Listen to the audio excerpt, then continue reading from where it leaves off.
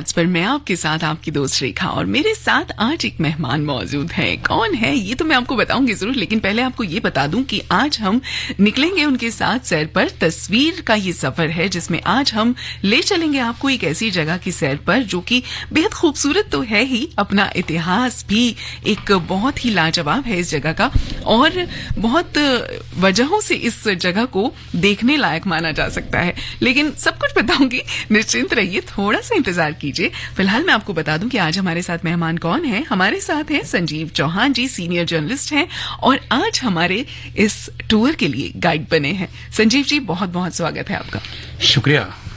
और सबसे पहले मैं आप ही से कहूंगी कि आप ही हमें बताइए कि आज हमें कहाँ पर लेकर चल रहे हैं। आज सावन चल रहा है और 19 साल बाद ऐसा मौका पड़ा है कि सावन जब में 8 सोमवार पड़े हैं, तो क्यों ना जागेश्वर की यात्रा की जाए। बहुत जागेश्वर धाम उत्तराखंड में है और शायद देश का कोई दुनिया का ऐसा होगा जुड़ा हुआ हिंदुस्तानी जो जागेश्वर धाम से न वाकिफ हो, जो दिल्ली से 400 किलोमीटर दूर है। रेखा, बहुत सुंदर जगह है, आपका पिकनिक भी होता है और भोले के दर्शन भी होते हैं। क्या बात है। ये सावन का मौसम जो है, अगर भगवान शिव के दर्शन ना किए जाएं तो भाई थोड़ा अधूरापन लगता है ना। लेकिन रेखा, आज हम लोग जो कर रहे हैं, तो जो लोग दुनिया में हमें सुन रहे हैं वो तस्वीर के बहाने जागेश्वर धाम के दर्शन कर लेंगे। क्या बात कुछ है, मिलेगा उनको। मुझे लग रहा है संजीव जी आज पूरे मूड में हैं और मैंने तो अपना बोरिया बिस्तरा बांध लिया है। लेकिन सबसे मजे की बात तो ये है कि जब हम तस्वीर FM गोल्ड के माध्यम से जुड़ते हैं और हम यहाँ पर सफर करते हैं तो हमें भले बोरिया बिस्तरा बांधने की जरूरत नहीं होती है, हम आंखों आंखों से दर्शन कर लेते हैं। बिल्कुल, बस श्रोता हमारे जुड़ते जाएं, सुनते जाएं। जागेश्वर धाम उनको हम पहुंचाने की कोशिश करेंगे। जी, तो संजीव जी पूरी एनर्जी के साथ मेरे साथ जुड़ चुके हैं और मैं इस वक्त आपके साथ हूँ। ले चलूंगी आपको आज संजीव जी के साथ ही जागेश्वर धाम की यात्रा पर। उत्तराखंड का ये धाम और बहुत ही खूबसूरत सावन का मौसम, बहुत ही खूबसूरत गीतों का सफर रहेगा। और गीत कौन सा सुनाऊं, सबसे पहले संजीव जी से ही पूछ लेते हैं, आप ही के पसंद का गीत। सावन का महीना है तो आजा आई बहार, दिल है बेकरार हो मेरे राजकुमार। फिल्म राजकुमार 1964 में रिलीज हुई थी, जिसके निर्देशक थे शंकर, गीतकार थे शैलेंद्र। और इसके लिए रेखा सिर्फ सुनना इसलिए चाहता हूं क्योंकि गाना सुनने की वजह है, जल की मछलियां जल में है प्यासी, जल की मछलियां जल में है प्यासी, खुशियों के दिन है, खुशियों के दिन है। बस ये लाइनें इस गाने की छू जाती हैं। क्या बात है, बरसात और फिर जल की मछलियां और वो भी प्यासी, कमाल का गीत है। और मुझे लगता है कि अब हमारे श्रोताओं से भी इंतजार नहीं हो रहा है, तो चलिए इस गीत के साथ शुरुआत कर लेते हैं सफर की और फिर बढ़ेंगे आगे।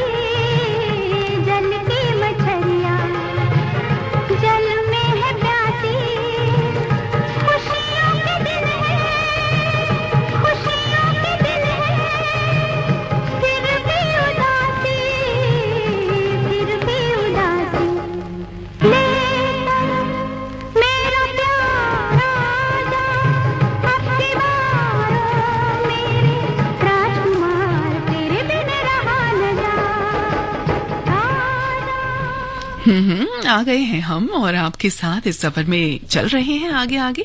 लेकिन उससे पहले कि हम यात्रा को आगे बढ़ाएं, क्यों ना आपको बता दें यहाँ के इतिहास और मान्यताओं के बारे में। हम चले हैं जागेश्वर धाम और संजीव जी हमें ये बताइए कि यहाँ का इतिहास क्या है। रेखा, जागेश्वर धाम भोले की जगह है, शंकर भगवान की जगह है, लेकिन इसका इतिहास भोले की ही तरह खूबसूरत है।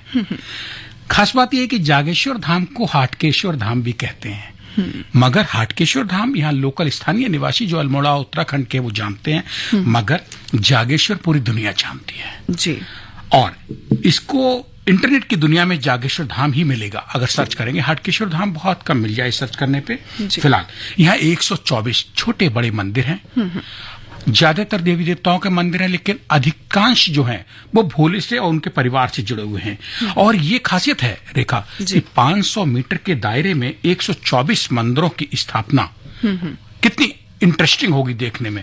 लोग भूल जाते हैं कि हम किस भगवान को पूजें, लेकिन जिधर देखो वहां जागेश्वर यानी कि भोले ही नजर आते हैं। तो शिव मंदिर है जागेश्वर धाम और 12 ज्योतिर्लिंगों में से भी इसको एक प्रमुख माना जाता है। हालांकि इसका जिक्र कहीं और बेहद कम ही सुनने को मिलता है कि 12 ज्योतिर्लिंग, लेकिन जब आप इतिहास खंगालेंगे भोले का, पढ़ेंगे, गहराई में जाएंगे, तो जागेश्वर धाम का जिक्र कहीं ना कहीं 12 ज्योतिर्लिंगों में मिल जाएगा। और यहाँ के प्रकांड विद्वान जो हैं, पंडित हैं यहाँ के, वो इस बात की अक्सर अपने भक्तों से, आने जाने वालों से उनकी जिज्ञासा को शांत करने के लिए बताते भी रहे हैं और ये दावा भी करते रहे कि जागेश्वर धाम भोले बाबा 12 ज्योतिर्लिंगों में से एक हैं। रेखा जी, तो ये बहुत मजे की बात है, या ये कहें कि बहुत ही अमेजिंग चीज है कि 500 मीटर के दायरे में 124 मंदिर हैं और इतना खूबसूरत है ये सब कि लगता है कि हर तरफ शिव का निवास। रेखा, आप जाएंगे तो आप दुनिया से अलग हो जाएंगे। जागेश्वर में आपने एंट्री की और आप वहां 124 मंदिरों में खो गए। आप एक मंदिर को कई बार देखेंगे और फिर भूल जाएंगे। और ये जटा गंगा नाम की पहाड़ी नदी है, उसके किनारे 6200 फीट की ऊंचाई पर यह मौजूद है। पौराणिक कथाओं की मान्यताओं की अगर माने तो यहाँ भगवान भोले शंकर शरीर ध्यान साधना किया करते थे जी। और यहाँ ये भी मान्यता है स्थानीय लोगों के मुताबिक, जो मंदिर के भक्त हैं और जो पंडित हैं विद्वान, कि यहाँ पे आज भी भोले शंकर को रोजाना भस्म की आरती की जाती है, लेकिन वो किस्मत वालों को ही देखने को मिलती है। रेखा, तो यहाँ के लिए क्या मतलब कुछ समय रहता होगा कि किस वक्त श्रद्धालु आ सकते हैं? कोई आरती का, या एक ही आरती होती है दिन में एक बार? नहीं, आरती यहाँ पे सुबह और शाम 2 टाइम होती है, लेकिन मंदिर सुबह भोर में 4 बजे से लेके और रात को 8 बजे तक खुला रहता है। लेकिन इसके बाद भी खास बात है, भक्त जो हैं अगर रात के 8 बजे के बाद पहुंचते हैं तो रेखा वो सिर्फ ये चाहते हैं कि बस एक बार जागेश्वर धाम को सर झुका लें। श्रद्धा इस कदर की अपार है लोगों के मन में। भाई कह सकते हैं कि भगवान शिव रोम रोम में बसे हैं जागेश्वर धाम में, और यहाँ के लोग उनको बहुत ही श्रद्धा से मानते हैं। तो संजीव जी, आप कुछ और बताएंगे या हम इस सफर में आगे बढ़े? मैं बताना चाहूंगा, क्योंकि जागेश्वर बाबा की कृपा है तो उनको सब लोगों को बताना चाहिए, पता होना चाहिए जागेश्वर धाम क्या है। पुरातत्व सर्वेक्षण विभाग यानी आर्कियोलॉजिकल सर्वे ऑफ इंडिया के मुताबिक वर्तमान संरचना के सभी मंदिर जो हैं, इनकी वास्तुकला के हिसाब से गुप्त और पूर्व मध्यकालीन युग के हैं, यानी अब से करीब 25,000 साल पुराने ये हो सकते हैं। ये रिकॉर्ड में है, अपने आप में बड़ी बात है। जागेश्वर सिर्फ ऐसा नहीं है कि एक मान्यता ही है, इनका अस्तित्व के बारे में भी रिकॉर्ड मौजूद है। रेखा, क्या बात है। तो ये तो भाई बात हुई इसके इतिहास की और इसकी प्राचीनता की, जो यहाँ पर श्रद्धालुओं को आकर्षित करती है और लोग यहाँ पर जाना चाहते हैं, देखना चाहते हैं। और भी बहुत कुछ जानेंगे इस जगह के बारे में, लेकिन उससे पहले, क्योंकि अगर सफर में गीत ना हो तो सफर का मजा थोड़ा सा अधूरा हो जाता है। रेखा, गाना मैं चाहूंगा अगर सुनवाएं। बिल्कुल बिल्कुल। कि जिंदगी एक सफर है सुहाना, ये 1971 में फिल्म रिलीज हुई थी। ठीक है, फिल्म का नाम यही था और उस समय 1 साल का था। तब से इस गाने को सुनने के लिए लालायित रहता हूँ। किशोर कुमार की आवाज में है, इसको संगीत दिया हसरत जयपुरी साहब। वैसे मैं किसी की उम्र नहीं पूछती हूँ, लेकिन मैंने बताया कि मेरी उम्र 1 साल थी और उस वक्त सिर्फ जब मैंने होश संभाला बाद में तो इस गाने को सुनता मुझे लगता है कि मैं यात्रा में कहीं घूम रहा हूँ, जर्नी में हूँ। जी चलिए, इससे पहले कि मेरी उम्र लोग पूछने लगे, चलिए नहीं, आप मत बताइए, मैंने तो बताई। नहीं, मैं बिल्कुल नहीं बताऊंगी। मत बताइए। फिलहाल ये गीत मैं आप तक पहुंचाऊंगी। तो जुड़े रहिए तस्वीर में हमारे साथ, सुनते रहिए इस सफर में। हम बहुत सारी मजेदार बातें और बहुत सारी ऐसी चीजें आपको बताएंगे जो कि आपके लिए जानना बहुत जरूरी हो सकता है अगर आप इस जगह के दर्शन करना चाहते हैं। फिलहाल ये गीत संजीव जी की पसंद।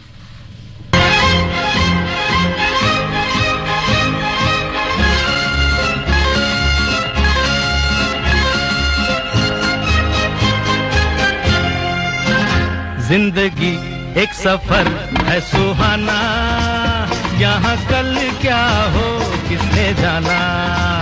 जिंदगी एक सफर है सुहाना, यहाँ कल क्या हो किसने जाना। हाँ, जिंदगी एक सफर है सुहाना, यहाँ कल क्या हो किसने जाना। अरे ओडले ओडले ओ, ओडले ओडले ओ, ओडले ओडले ओ, ओडले ओडले ओ, ओडले ओडले ओ, ओडले ओडले ओ, ओडले ओडले ओ, ओडले ओडले ओ।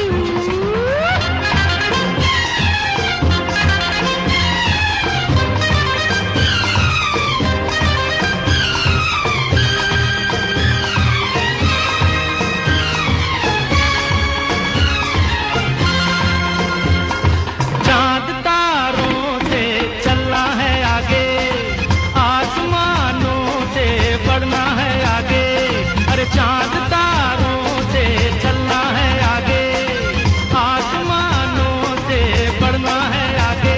पीछे रह जाएगा ये जमाना, यहाँ कल क्या हो किसने जाना। जिंदगी एक सफर है सुहाना, यहाँ कल क्या हो किसने जाना। ओडले ओडले ओ, ओडले ओडले ओ, ओडले ओडले ओ, ओडले ओडले ओडले ओडले ओ, ओडले ओडले ओ।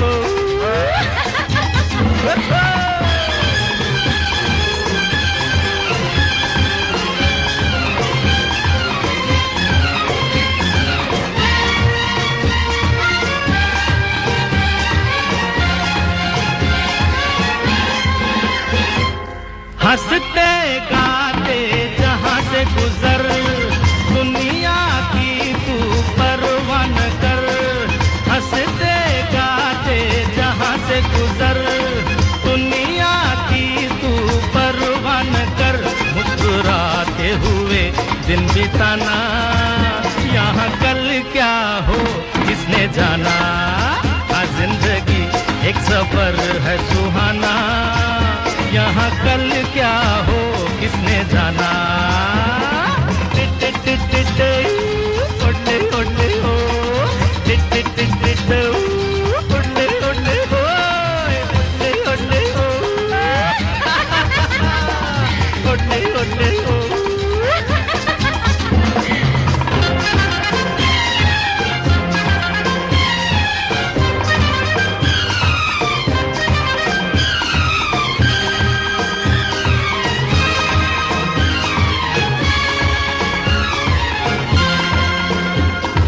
मौत आनी है आएगी एक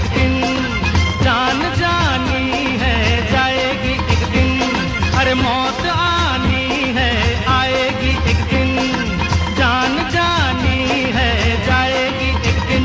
ऐसी बातों से क्या घबराना, यहाँ कल क्या हो किसने जाना। जिंदगी एक सफर है सुहाना, यहाँ कल क्या हो किसने जाना। टिट टिट टिट टिट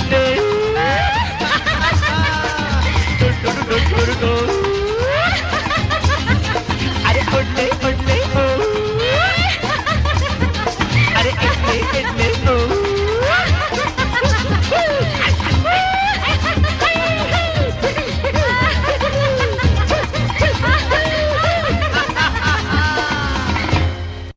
जी हाँ जिंदगी एक सफर है सुहाना और इसे और भी सुहाना बनाने के लिए हम हैं आपके साथ और मेरे साथ हैं संजीव चौहान जी।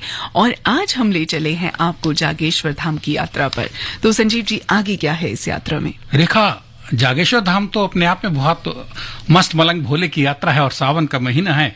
तो मैं बस ये और बताना चाहूंगा, जो लोग जागेश्वर से नहीं जुड़े हैं वो तो इस टाइम खूब खुश हो रहे होंगे हमारा प्रोग्राम सुन के। लेकिन जागेश्वर एक ऐसी जगह है जहां विभिन्न देवी देवताओं के जिनमें लकुलिश, जागेश्वर, शिवजी, केदारेश्वर, मृत्युंजय, पुष्टि देवी, लक्ष्मी, दुर्गा, चंडिका, इनके मंदिर भी शामिल हैं। जो वहां जाके लोग जो देखते हैं वो नहीं पहचान पाते हैं। हमने तो इस प्रोग्राम के लिए तैयारी की है और हमने पहचान के लिखा है कि आखिर वहां पे कौन कौन से देवी देवता शंकर के साथ मौजूद हैं। ये सबसे बड़ी बात है।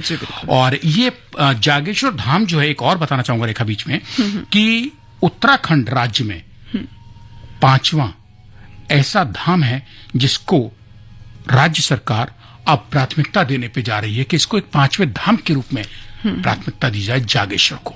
क्या बात, ये बड़ी बात है अपने आप में। जी बिल्कुल। तो ये भी एक अच्छी बात है कि अभी तक हमने सिर्फ 4 धाम सुने थे और 4 धाम ही देखे थे, लेकिन ये 5वां धाम अब बनाने जा रहे हैं कि बन जाए।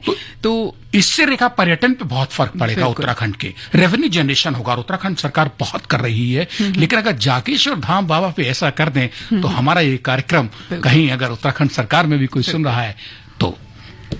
और मैं तो यही कहूंगी कि टूर की बात अगर हो तो देश के बाहर जाने से पहले अपने ही देश में इतनी सारी जगह हैं, अगर हम उन्हें देखने निकलें तो शायद पूरा जीवन कम जागेश्वर नहीं, इंसान अपनी 100 साल की ब्रह्मा जी ने जो उम्र दी है, तय की है, उसमें भारत को नहीं घूम सकता है। इतना खूबसूरत हमारा हिंदुस्तान है। मत दौड़िए बाहर रेखा, मत दौड़िए, पहले हिंदुस्तान घूम लीजिए। पहले हिंदुस्तान घूम लीजिए। मैं तो आपको यही कहूंगी कि भाई पहले हिंदुस्तान जरूर घूमिए, क्योंकि ये उम्र तो आपका पूरा हिंदुस्तान घूमने के लिए भी छोटी पड़ जाएगी और कई जन्म लेने पड़ेंगे आपको पूरा भारत घूमने के लिए। वैसे फिलहाल आगे क्या है संजीव जी? रेखा, जागेश्वर पे ही, जागेश्वर बाबा का धाम भोले का धाम तो है, लेकिन यहाँ लोग अपने अंतिम संस्कार के लिए भी तड़फते हैं। जैसे बाबा काशी विश्वनाथ में 85 साल से लोग मोक्ष के लिए उम्मीद कर रहे हैं कि हमारे प्राण त्याग वहां हो। बाबा जागेश्वर धाम मंदिर है, सबको पता है, लेकिन यह शमशान भूमि जो है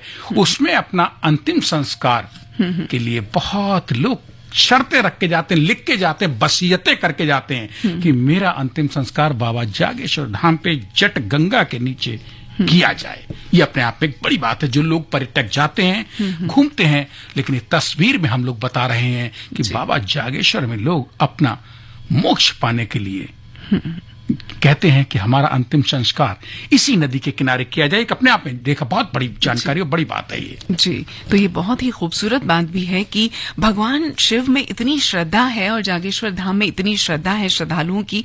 और भी बहुत कुछ जानेंगे हम इस जगह के बारे में, लेकिन संजीव जी पहले मैं चाहती हूँ कि इस सफर में आपकी पसंद का एक गीत और सुनवा दूं। सुनवा दो, इससे अच्छा क्या है। हम सुनेंगे तो सब सुनेंगे। और मैं कहूंगा कि चांद सी महबूबा हो मेरी, कब ऐसा मैंने सोचा था। ये फिल्म हिमालय की गोद में का गाना है। निर्देशक थे विजय भट्ट। ये दिल को छूता है। रिलीज हुई थी ये फिल्म 1965 में और आज तस्वीर में हम 1965 की फिल्म का ये गाना फिर सुनना चाहते हैं। और ये गीत पर्सनली मुझे भी बहुत पसंद है और जितनी बार भी इसे सुनो ना उतनी बार ही इतना खूबसूरत लगता है। बस रेखा, तो फिर हमारी और आपकी पसंद डबल हो जाएगी और श्रोता जोड़ेंगे तो कितनी हो जाएगी, ये गिनती कैलकुलेटर में नहीं आ सकती है। सुनवाइए गाना। बिल्कुल। चांद सी महबूबा हो मेरी, कब ऐसा मैंने सोचा था। ये रहा आपके लिए।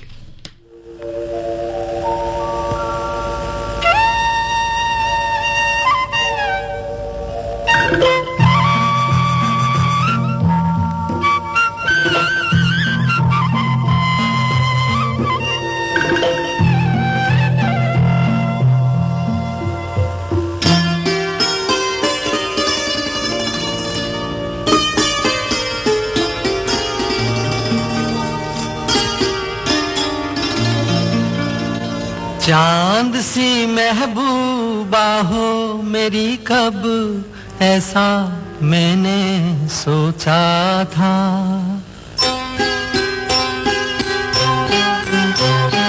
हाँ, तुम बिल्कुल वैसी हो जैसा मैंने सोचा था।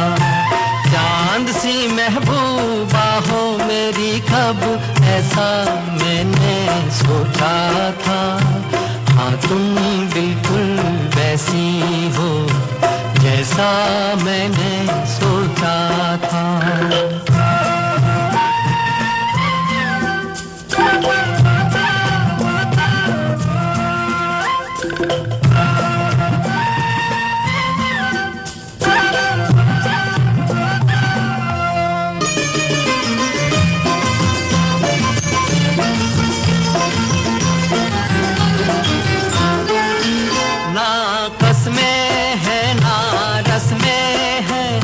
शिकवे हैं ना वादे हैं, ना कसमें हैं ना रस्में हैं, ना शिकवे हैं ना वादे हैं। एक सूरत भोली भाली है, दो नैना सीधे सादे हैं, दो नैना सीधे सादे हैं। ऐसा ही रूप ख्यालों में था, ऐसा मैंने सोचा था, हाँ तुम बिल्कुल वैसी हो जैसा मैंने सोचा था।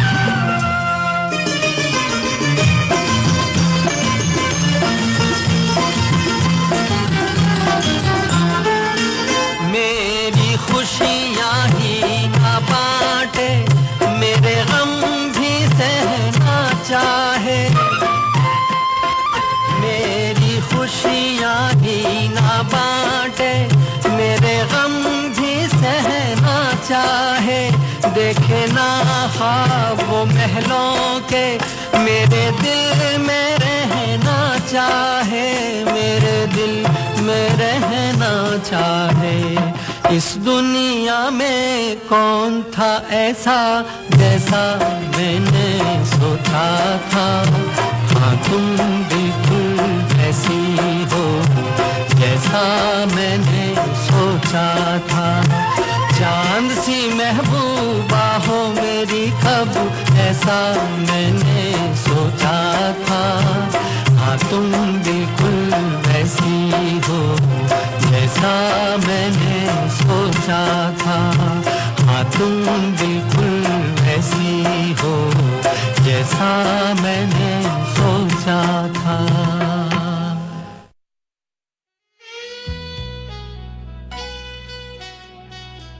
एक छोटे से ब्रेक के बाद वापस आऊंगी। अब जहां भी जाएं सुनते रहें एफएम गोल्ड, क्योंकि तस्वीर में इस सफर में अभी बहुत कुछ बाकी है।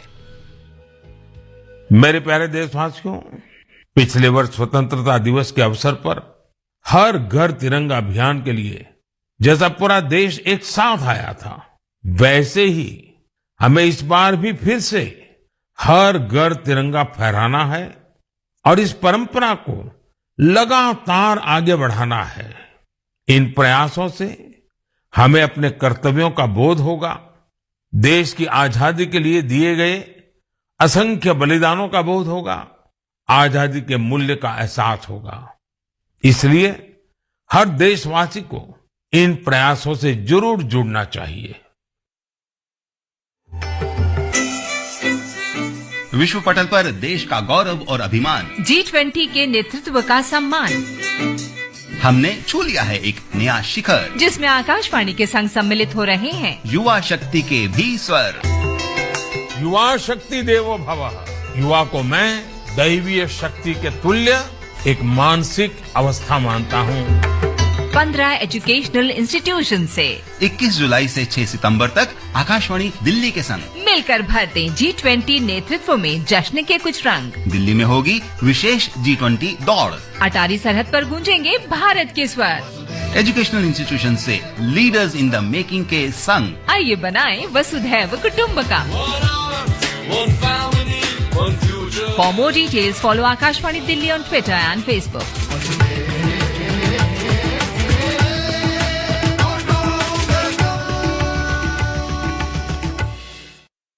मेरे प्यारे देशवासियों, आज जब देश में चारों तरफ अमृत महोत्सव की गूंज है, 15 अगस्त पास ही है, तो देश में एक और बड़े अभियान की शुरुआत होने जा रही है।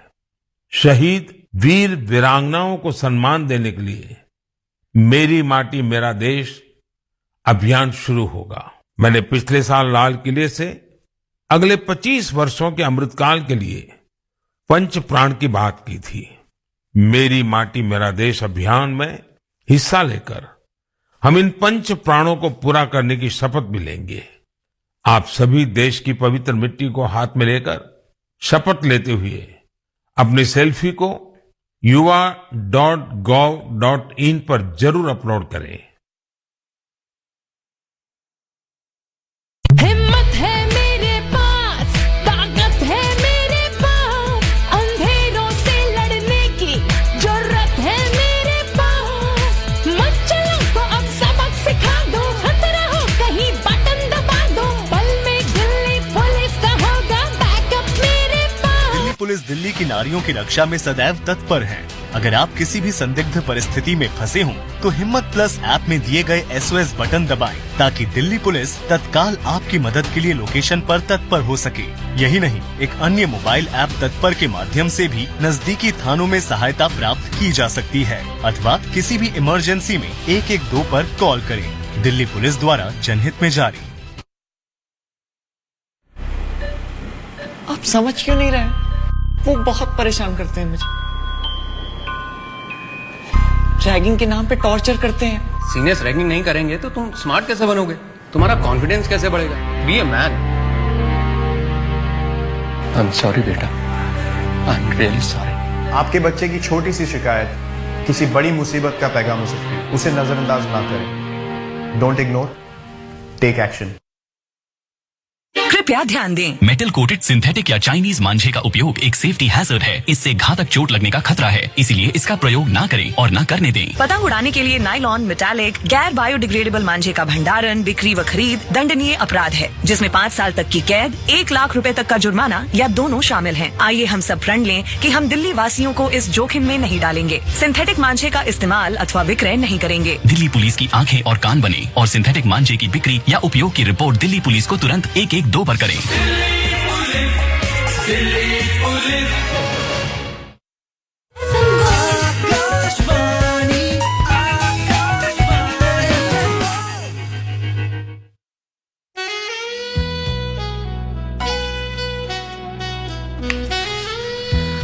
और एक बार फिर से स्वागत करते हैं आपका इस सफर में, जहां हम सैर कर रहे हैं जागेश्वर धाम की। और हमारे साथ हैं आज सीनियर कंसल्टेंट या सीनियर जर्नलिस्ट मैं कहूं संजीव चौहान जी, और हमें ले चले हैं इस यात्रा पर।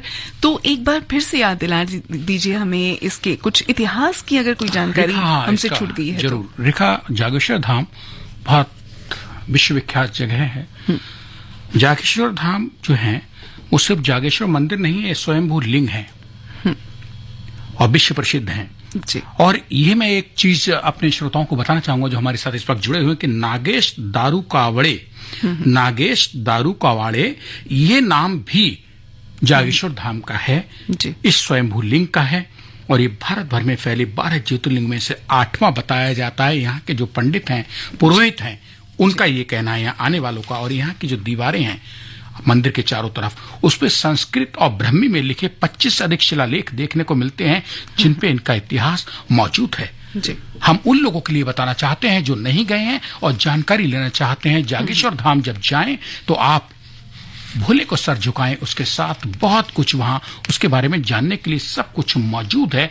काल समय, ठीक है, अगर काल समय की बात करें तो कत्यूरी मल्ल राजाओं और चंद राजाओं के अधीन भक्ति नवीनीकरण और भूमि दान की बात भी लिखी हुई है कि वहां के जो राजा हुआ करते थे उन्होंने बहुत सारी भूमि दी। लेकिन रेखा, ये जागेश्वर धाम बहुत छोटी जगह में सिमट गया है। ये मंदिर कि आसपास कोई बहुत ज्यादा मतलब वो नहीं है। और जागेश्वर धाम से थोड़ी दूर है किरोड़ी गंगा और निरोलीगढ़ के संगम के पास दंडेश्वर मंदिर समूह भी है। जागेश्वर धाम जो लोग जाएं वो दंडेश्वर मंदिर थोड़ा सा दूर है, वहां भी जा सकते हैं। और यहाँ 7वीं 13वीं शताब्दी के बीच के 14 मंदिर आपको देखने को मिलेंगे। ये बात मैं जागेश्वर धाम की नहीं कर रहा हूँ, ये बात कर रहा हूँ दंडेश्वर मंदिर समूह की, जहाँ 14 मंदिर हैं और यहाँ की नक्काशी आप देखते ही रह जाएंगे। जागेश्वर में जाएंगे तो खो जाएंगे रेखा। बस एक बार जागेश्वर जाने का प्लान तो कीजिए। जी, हम तो प्लान कर चुके हैं और हम तो आपके साथ सैर भी कर रहे हैं। तो अब हमें ये जानना है कि आखिर यहाँ पर पहुंचने के जरिए कौन कौन से हैं, कैसे पहुंचा जाए? रेखा, दिल्ली से अगर बात करें, देखिए पहले तो मैं आपको ये बता देना चाहता हूँ कि दिल्ली से 400 किलोमीटर करीब ये दूरी है जी। कहीं से भी जाएंगे आप 400 किलोमीटर, 10-12 किलोमीटर ऊपर नीचे हो सकता है। और ये उत्तराखंड के अल्मोड़ा जिले में स्थित है। अल्मोड़ा से पिथौरागढ़ रोड पर अल्मोड़ा की सीमा में करीब 35 किलोमीटर का सफर तय करके, यानी अल्मोड़ा से नीचे उतरिए डाउन में तो ये 35 किलोमीटर का सफर पड़ता है जागेश्वर धाम। और दिल्ली से जब जाएंगे तो आप पहले सीधे से नैनीताल पहुंचिए और या उससे पहले काठगोदाम पहुंचे। काठगोदाम तक बसें वगैरह हैं, काठगोदाम तक सारी फैसिलिटी है। लेकिन अगर आप एयरपोर्ट से जाना चाहते हैं तो वो पंतनगर एयरपोर्ट है जो करीब 100-125 किलोमीटर दूर है। वहां से मतलब पंतनगर एयरपोर्ट पे आप हवाई जहाज छोड़ने के बाद फिर आपको बस मार्ग से या सड़क मार्ग से जाना पड़ेगा जो करीब 125 किलोमीटर दूर पड़ता है। लेकिन सबसे आसान दिल्ली से नैनीताल, काठगोदाम नैनीताल, नैनीताल से ऊपर अल्मोड़ा, अल्मोड़ा से नीचे उतर जाइए तो ये। और एक रास्ता इसका और है जो देश दुनिया में लोगों को नहीं पता है। चंपावत जिला है उत्तराखंड का, चंपावत से पूर्णागिरी देवी जहां लोग जाते हैं, चंपावत से आप चलिए तो वहां से लोहा घाट एक जगह पड़ती है जिसको स्थानीय लोग घाट कहते हैं, पिथौरागढ़ डिस्ट्रिक्ट में पड़ता है लोहा घाट। घाट से निकलिए तो आपको करीब 135-150 के किलोमीटर के आसपास फिर आपको दूसरी रास्ते से भी मिल जाता है। लेकिन दिल्ली वाले अगर जाएं तो मैं यही कहूंगा कि वो काठगोदाम, नैनीताल, कैंची धाम होके, अल्मोड़ा होके और जागेश्वर जाएं। ये सबसे सफल और अच्छा छोटा रास्ता है, सहूलियत भरा रास्ता है। लेकिन बरसात के दिनों में रेखा ना जाएं, सड़कें खराब मिलती हैं। इसके लिए सबसे अच्छा जो टाइम है वो रहता है रेखा सितंबर का, जब बारिश नहीं होती है। आप जाइए, एंजॉय करिए, बाबा जागेश्वर के दर्शन कीजिए और आसपास जो वादियां हैं हरी भरी वो दिल्ली में नहीं मिलेंगी। कहीं भी घूम लीजिए, ये सिर्फ जागेश्वर धाम में ही रेखा मिलेंगी। तो वैसे तो बरसात के मौसम में किसी भी पहाड़ी इलाके में जाने से थोड़ा परहेज करना ही चाहिए क्योंकि लैंडस्लाइड्स का खतरा होता है और कभी कभी रास्ते जाम हो जाते हैं, रास्ते ब्रेक हो जाते हैं, आप पहुंच नहीं पाते हैं, ट्रैफिक जाम भी हो सकता है, बहुत सारी चीजों की समस्याएं होती हैं। तो मौसम कोशिश कीजिए, बहुत ध्यान रखना चाहिए, बहुत ध्यान रखें मौसम का। दूसरे रेखा एक और चीज बता दे, गर्म पानी जी, नैनीताल से ऊपर गर्म पानी, कैंची धाम। जो लोग जागेश्वर जा रहे हैं ना उनको बीच में दो और भी इस तरीके के स्थल पौराणिक मिलेंगे जिनमें एक चितई गोलू का मंदिर है जो अल्मोड़ा से थोड़े से आगे बढ़ के है। वो बहुत मशहूर मंदिर है चितई गोलू। वहां लोग चिट्ठियां लिख के आते हैं और कहते हैं कि वहां जो चिट्ठी लिख के अपनी मन्नत टांग के आ जाएगा उसकी मन्नत पूरी होती है। और बाद में वहां घंटा चढ़ाते हैं लोग, पीतल के घंटियां चढ़ाने का रिवाज है। एक ये जगह है और कैंची धाम तो मशहूर जगह है कैंची धाम बाबा की। तो आप जब जागेश्वर प्लान कर रहे हैं तो नैनीताल से ऊपर गर्म पानी कैंची धाम भी जा सकते हैं और उसके बाद आप चितई गोलू होकर जागेश्वर जा सकते हैं। मतलब आप एक यात्रा प्लान कीजिए जागेश्वर धाम की और 3 यात्राओं का आनंद लीजिए। जी, तो ये बहुत अच्छी बात है और मन्नतें पूरी होती हैं। लेकिन मन्नतों को मांगने से पहले ये जरूर ध्यान रखिए कि मन्नतें हमेशा अच्छी हो। ऐसा ना हो कि कुछ बुरा आप मांगे और फिर आप सोचे कि वो पूरा हो जाए। नहीं, मांगने दो जो जैसा मांग रहा है। भगवान के मंदिर में न्याय तो उसको करना है, आप क्या मांग रहे हैं फल तो उसको देना है। बिल्कुल, गीता में कृष्ण भी कहते हैं कि तू कर्म कर और ये समझ ले कि मेरे लिए कर रहा है। तो भगवान क्या अगर आप गलत मांगेंगे तो ईश्वर देगा नहीं, वो अपने आप तैयार बैठा है कि आपकी क्या जायज डिमांड है वो पूरी की जाए। तो संजीव जी, क्योंकि हम रास्ते से चल रहे थे तो मुझे ऐसा लग रहा था कि कहीं कुछ खाने के लिए मिल जाता तो मजेदार हो जाता। बहुत मजेदार, बताइए ना यहाँ खाने के लिए क्या मिल सकता है? जब आप काठगोदाम से नैनीताल कैंची धाम की यात्रा करके और ऊपर अल्मोड़ा की तरफ चढ़ते तो अल्मोड़ा शहर में पहुंचेंगे तो बीचों बीच में बिल्कुल आप उस एक दुकान है बहुत मशहूर है जिसको कि मतलब जागेश्वर की यात्रा पे, चितई गोलू की यात्रा पे और अल्मोड़ा कोई गया और अगर ये बाल मिठाई नहीं खाई जिसमें सफेद दाने दाने से लगे होते हैं, बाल मिठाई होती है, तो कहते हैं कि यात्रा पूरी नहीं होती है। लोग जब चले आते हैं जाने में, जिनको नहीं पता इस दुकान के बारे में, तो वो अफसोस करते हैं कि हमने ये मिठाई क्यों नहीं खाई। वो बाल मिठाई जरूर आप उसका टेस्ट लीजिए और लोगों को आके दिल्ली तक देश दुनिया में बताइए कि हमने बाल मिठाई अल्मोड़ा वाली खाई थी। चलिए तो भाई बाल मिठाई का स्वाद चखते जाइए और आगे बढ़ते जाइए। फिलहाल एक गीत सुना देते हैं, कौन सा गाना सुनवाएं संजीव जी, आप बताइए। रेखा, कभी कभी मेरे दिल में ख्याल आता है कि तुझको बनाया गया है मेरे लिए। साहिर लुधियानवी साहब का ये गीत दिल को बहुत चुभता तो नहीं है, लगता अच्छा है, दोनों में फर्क है। तो मैं चाहूंगा ये गाना सुनवा दिएगा तो अच्छा लगेगा। और ये इसके लिए सर्वश्रेष्ठ गीतकार का पुरस्कार भी मिला था। साहिर लुधियानवी साहब की अपने आप में मतलब बहुत ही दिल को छूती रचना है। क्या बात है। और सबसे मजे की बात तो ये है कि संजीव जी की तैयारी देखिए श्रोताओं, इतनी गजब की है कि न सिर्फ वो हमें यात्रा करवा रहे हैं बल्कि गीतों की भी बड़ी मजेदार जानकारी। हाँ, मुकेश जी को मिला था। ये मुकेश जी की आवाज में गाया, मतलब साहिर लुधियानवी साहब ने लिखा तो मुकेश जी ने उसके साथ इतना न्याय किया कि आप इस गाने को सुनेंगे तो साथियों श्रोताओं भूल जाएंगे कि आप जागेश्वर की यात्रा पे हैं थोड़ी देर के लिए। तो चलिए लीजिए गीत सुनिए।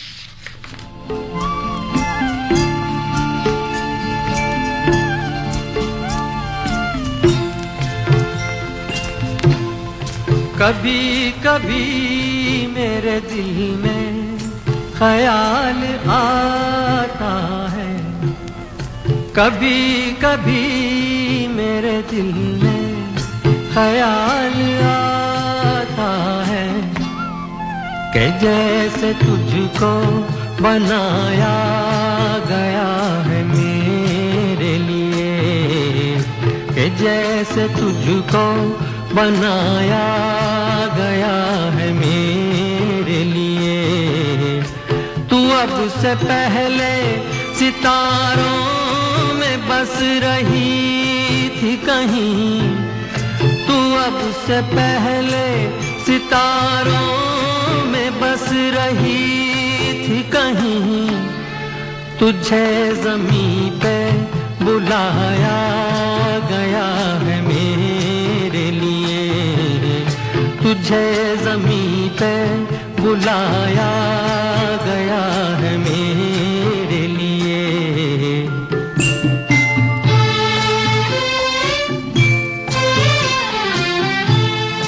कभी कभी मेरे दिल में ख्याल आता है कि ये बदन ये निगाहें मेरी अमानत है, कि ये बदन ये निगाहें मेरी अमानत है।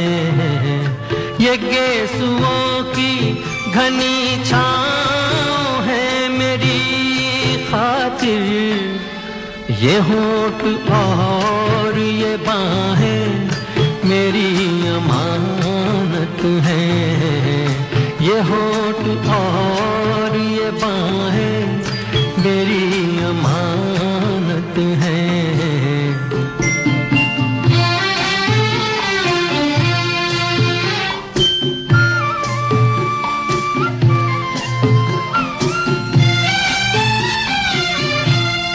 कभी कभी मेरे दिल में ख्याल आता है कि जैसे बजती हैं शहनाइयाँ सी राहों में,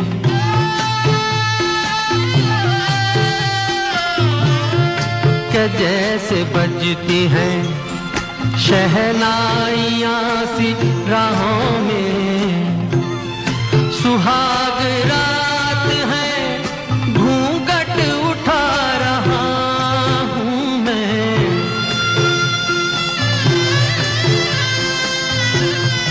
सुहाग रात है घूंघट उठा रहा हूँ मैं। सिमट रही है तू शर्मा के अपनी बाहों में, सिमट रही है तू शर्मा के अपनी बाहों में।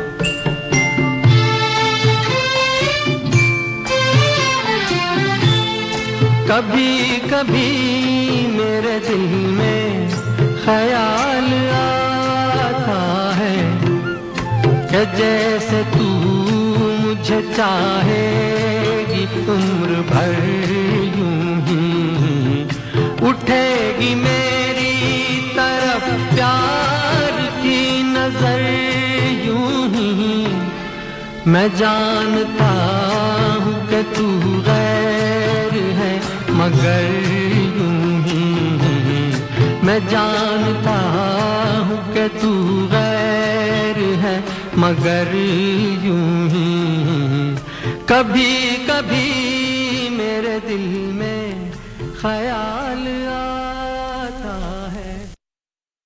हिम्मत है मेरे पास, ताकत है मेरे पास, अंधेरों से लड़ने की जरूरत है मेरे पास। मचलों को अब सबक सिखा दो, खतरा हो कहीं बटन दबा दो, बल में दिल्ली पुलिस का होगा बैकअप मेरे पास। दिल्ली पुलिस दिल्ली की नारियों की रक्षा में सदैव तत्पर है। अगर आप किसी भी संदिग्ध परिस्थिति में फंसे हों, तो हिम्मत प्लस ऐप में दिए गए SOS बटन दबाएं, ताकि दिल्ली पुलिस तत्काल आपकी मदद के लिए लोकेशन पर तत्पर हो सके। यही नहीं, एक अन्य मोबाइल ऐप तत्पर के माध्यम से भी नजदीकी थानों में सहायता प्राप्त की जा सकती है, अथवा किसी भी इमरजेंसी में 112 पर कॉल करें। दिल्ली पुलिस द्वारा जनहित में जारी। मैं दिल्ली की जागरूक नागरिक हूँ। मैं ऑफिस जाते हुए, शॉपिंग करते हुए और दिन के बाकी कामों के दौरान सतर्क रहती हूँ और नजर रखती हूँ किसी भी संदिग्ध वस्तु या गतिविधि पर। मैं दिल्ली का सतर्क नागरिक। मैंने कमरा किराए पर देने से पहले किराएदार का पुलिस वेरिफिकेशन करवाया। मैं दिल्ली में गेस्ट हाउस की मैनेजर हूँ और हर कमरा देने से पहले गेस्ट के आइडेंटिफिकेशन डॉक्यूमेंट्स चेक करके उनकी कॉपी लेती हूँ। हाल ही में मैंने अपनी गाड़ी बेची, लेकिन बेचने से पहले मैंने खरीदार के बारे में अच्छे से जांच परख की। मैं एक गार्ड के रूप में मुस्तैदी से अपना काम करता हूँ और किसी भी संदिग्ध गतिविधि की सूचना मैं तुरंत दिल्ली पुलिस के 14547 या 112 पर फोन करके दूंगा। हम हैं दिल्ली पुलिस के आंख और कान। आतंकवाद के खिलाफ लड़ने में हम हैं दिल्ली पुलिस के साथ।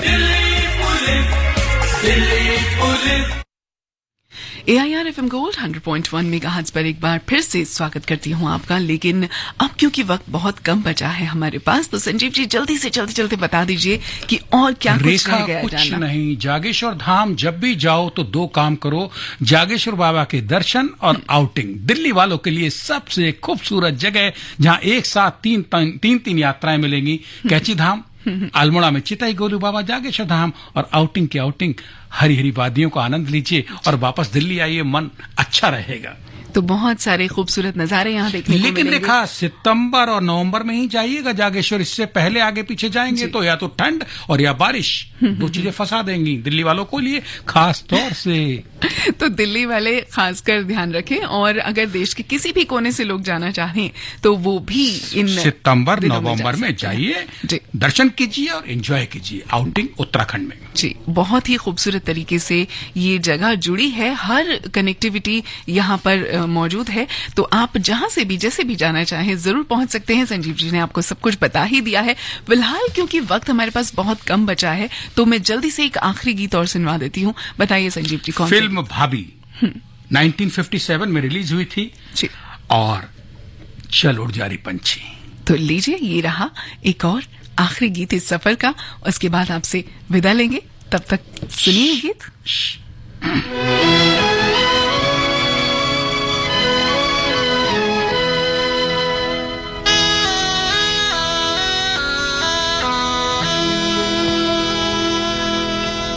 चल उड़ जा रे पंछी,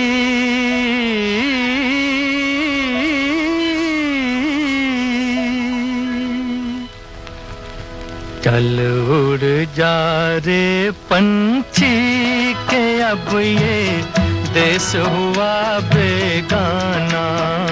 चल उड़ जा रे पंछी के अब ये देश हुआ बेगाना। चल उड़ जा रे पंछी।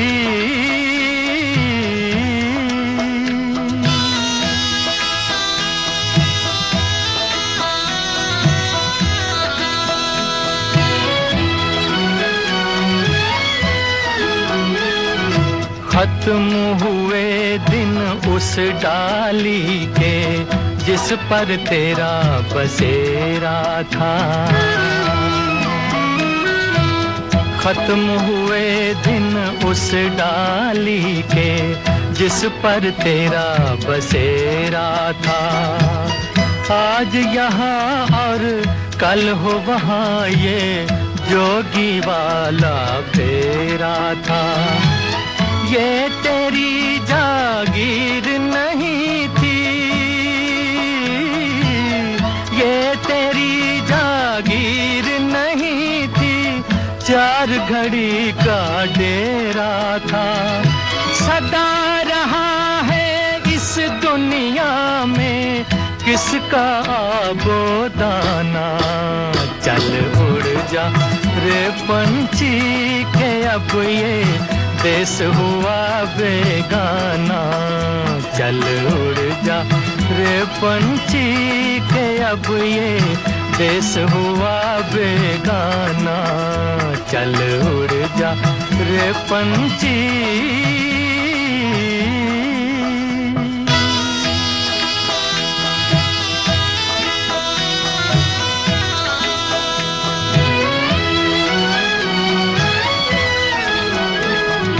तूने तिनका चुन कर नगरी एक बसाई।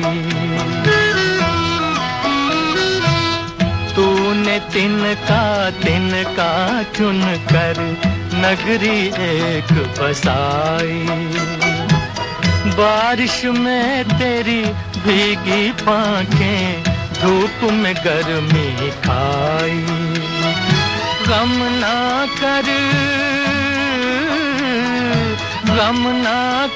जो तेरी मेहनत तेरे काम ना आई। अच्छा है कुछ ले जाने से देकर ही कुछ जाना। चल उड़ जा रे पंछी के अब ये देश हुआ बेगाना। चल उड़ जा रे पंछी।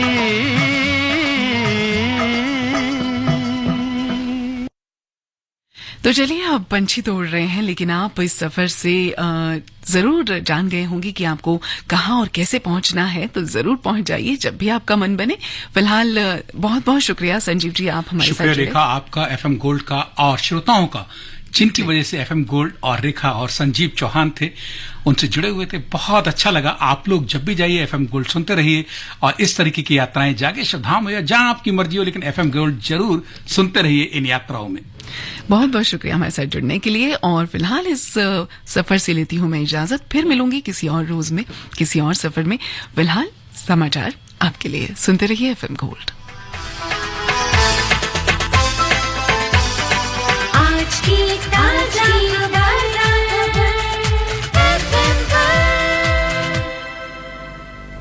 This is Akashvani. The news read by Anuja Kumar.